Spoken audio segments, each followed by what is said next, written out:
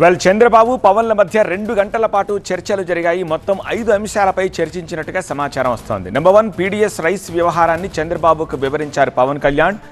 Ration బియ్యం అక్రమ రవాణాపై లోతైన దర్యాప్తు కోరారు పవన్. నెంబర్ 2, రాజ్యసభకు అభ్యర్థుల ఎంపికపై మాట్లాడారు ఇద్దరు లీడర్లు. ఒక సీటును బీజేపీ తరపున ఆర్ కృష్ణయ్యకిచ్చే అంశంపై చర్చించినట్టు తెలుస్తోంది. నెంబర్ 3, ఢిల్లీ టూర్ విశేషాలని చంద్రబాబుకు ఎక్స్ప్లెయిన్ చేశారు పవన్. నెంబర్ 4, సోషల్ మీడియాలో కేసులు పురోగతిపై చర్చించారు. నెంబర్ 5, పెండింగ్లో ఉన్న నామినేటెడ్ పదవులపై కూడా చర్చించారు.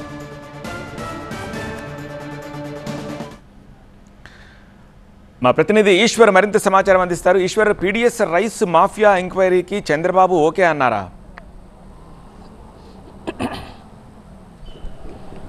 అది ఇంకా అధికారికంగా ప్రకటన రావాల్సి ఉంది. అయితే ఇద్దరి మధ్య చర్చ జరిగిన సమయంలో కేవలం ఇద్దరు వ్యక్తిగతంగానే ఉన్నారు కాబట్టి దాని గురించి ఇంకా ఎట్లాంటి సమాచారం. నాటుకోళ్ల పెంపకం చేస్తూ 6 లక్షలు సంపాదిస్తున్నారు లక్ష్మణ్ గారి నుండి డైరెక్ట్గా నేర్చుకోవడానికి ఇప్పుడే ఫ్రీడమ్ యాప్ని డౌన్లోడ్ చేసుకోండి. బయటికి లీక్ అవ్వలేదు కానీ చాలా కూలంకషమైన చర్చ జరిగింది అన్నట్టుగా మాత్రం చాలా స్పష్టంగా తెలుస్తుంది, చాలా డీప్గా.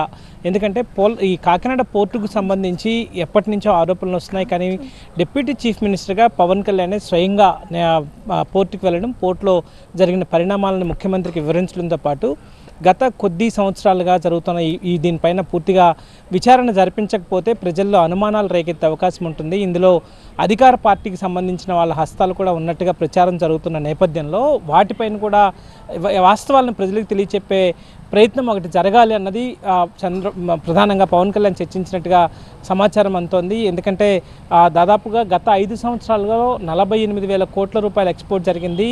కానీ కేవలం కాకినాడ ఒక్కటే కాకుండా అదే సమయంలో గంగవరం, కృష్ణపట్నం, విశాఖ పోర్టుల నుంచి కూడా భారీగా బియ్యం ఎగుమతి అవుతున్నప్పటికీ కూడా హబ్గా మాత్రం బియ్యం రవాణాకి కాకినాడే ఉంటుంది. కానీ కొన్ని సందర్భాల్లో కళ్ళు కప్పి ఆదమర్చించేలాగా ఇతర పోర్టుల నుంచి కూడా ఈ రవాణా జరుగుతుంది. దీనిపైన కూడా చర్చ జరిపించాలి. పూర్తి స్థాయిలో వాస్తవాలని బయట ఉంచకపోతే ప్రజల్లో ఎట్లాంటి ఉపయోగం ఉండదు. ఇంత హంగామా చేసిన తర్వాత కూడా దానికి ఇప్పటి వరకు ఒక కేసు నమోదు చేయలేని పరిస్థితి ఉంది. అక్కడ ఏదైతే అక్కడ పట్టుబడ్డ అక్రమ నిల్వలు ఉన్నాయో అవి గతంలో మంత్రిగా ఉన్న నాదెండ్ల మనోహర్ స్వయంగా ఆయన తనిఖీల్లో పట్టుకున్నవి తిరిగి మళ్ళీ అవే ఎట్లా షిప్లోకి వెళ్ళాయి, అధికార వ్యవస్థ ఎట్లా ప్రలోభాలకు గురవుతుంది, ఎంత మేరకి అక్కడ ఇబ్బందులు ఎదురవుతున్నాయన్న దాని మీద పూర్తి స్థాయిలో ఒక రాష్ట్ర స్థాయిలో సిఐడి కావచ్చు, లేకపోతే ఇంకేదైనా ప్రత్యేక దర్యాప్తు సంస్థను ఏర్పాటు చేసి దాని మీద సిట్ లాంటిది ఏర్పాటు చేస్తే తప్ప వాస్తవాలు రావు అన్నది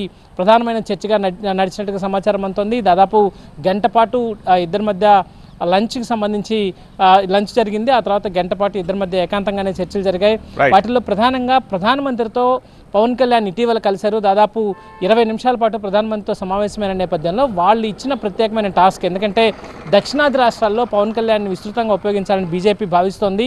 ఇట్లాంటి పరిస్థితుల్లో కేవలం రాష్ట్రంలోనే కాకుండా ఇతర రాష్ట్రాల్లో కూడా తన పర్యటనలు ఉంటాయి కాబట్టి దానికి సంబంధించి చర్చించినట్టు తెలుస్తోంది. అదే సమయంలో రాజ్యసభకు సంబంధించిన అంశాల మీద కూడా, రాజ్యసభలో భారతీయ జనతా పార్టీకి సంబంధించిన ప్రతిపాదన ఆర్ కృష్ణయ్యని పంపించాలన్న ప్రతిపాదన మీద కూడా చర్చించినట్టుగా సమాచారం అందుతుంది. అధికారికంగా అయితే ఎలాంటి సమాచారం లేదు.